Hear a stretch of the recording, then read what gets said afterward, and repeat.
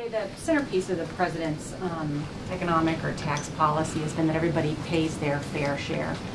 Mitt Romney this morning was asked about his tax rate. He said that he pays closer to the 15% rate. What does the president think of that? Well, I haven't discussed that with the president. I think you know from what the president has said and others in the administration that he believes very strongly that, or he agrees rather, with Warren Buffett that those who are making millions of dollars, millionaires and billionaires say, should not pay a lower effective tax rate than middle-class Americans. As Warren Buffett put it, he should not pay a much lower tax rate than his own administrative assistant, his own secretary. The president shares that belief, and I think that this only illuminates what he believes is an issue, which is that everybody who's working hard ought to pay their fair share, and that includes millionaires who might be paying an effective tax rate of 15% when folks making $50,000 or $75,000 or $100,000 a year are paying much more. He thinks we ought to fix that, and that is an element of the approach he takes in his economic proposals, as you know. Mitt Romney's just following the law, isn't he? Well, I'm not disagreeing with that. The president believes that we ought to change the law for that reason. His policies about the need for everybody to get a fair shot and to pay their fair share have been quite clear. We've had a lot of debates about it already with Congress, and I assume we'll have a debate about it this year once the Republicans choose their nominee. The president feels very strongly that everybody needs to pay their fair share and that everybody therefore gets a fair shot at the American dream. And that would apply to somebody paying 15%, an effective tax rate of 15% on millions of dollars of income. We don't know exactly the rate that Mitt Romney is paying because he has not released his tax returns. He says that he said last night in the debate that he hadn't planned on releasing his tax records, but that most likely he's going to get asked to do it in April. Well, what's the question? Sorry. Yeah. Chomping at the bit. I was anticipating. Go ahead. Why should he have to release his tax records?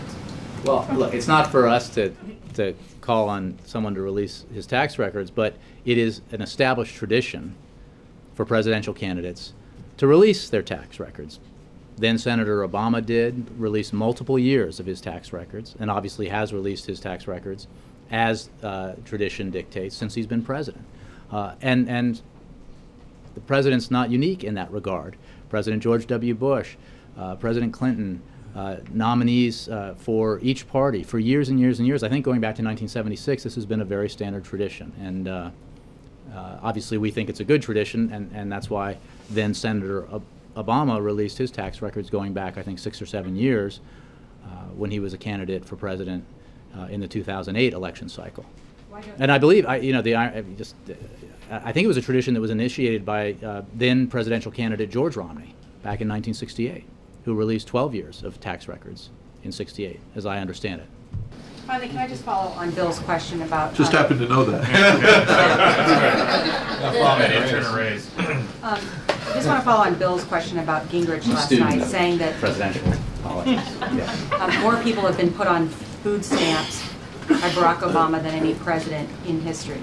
It is true that since Barack Obama has been president, it's gone up 45% the number of people on food stamps. So what is inaccurate about what Speaker Gingrich said? Well, I answered this question already, Nora. I think everyone understands that this economy took a body blow in 2007, 2008, from which we are still recovering, and that resulted in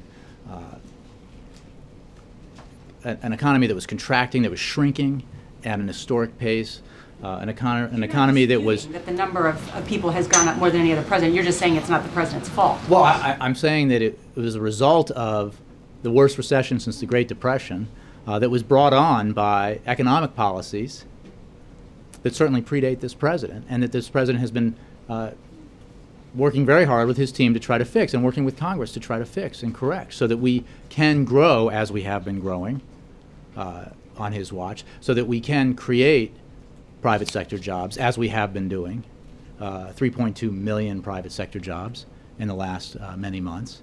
And that's the direction that we need to be going in, not the direction that we were headed into when he took office 3 years ago, almost to the day, when the economy was in free fall, when there was talk of another Great Depression, there was talk of unemployment as high as 25% potentially. Because of the actions that this president took, working with Congress, we averted that absolute calamity, but the impact of the recession has been severe, and it's been severe on the most vulnerable Americans, and it's been severe on middle-class Americans who have had to struggle to make ends meet as a result of it. And that's why this president's focus is so keenly on helping those Americans deal with this economy, emerge from the recession on sounder economic footing, and why he believes that the folks who benefited the most from the previous 10 years, who saw their share of the nation's wealth increase dramatically while middle-class Americans saw their income shrink or stagnate, that they need to pay their fair share, which goes back to the Buffett rule and the idea that someone making millions of dollars should not pay a lower effective tax rate than somebody making 50 grand or 75 grand.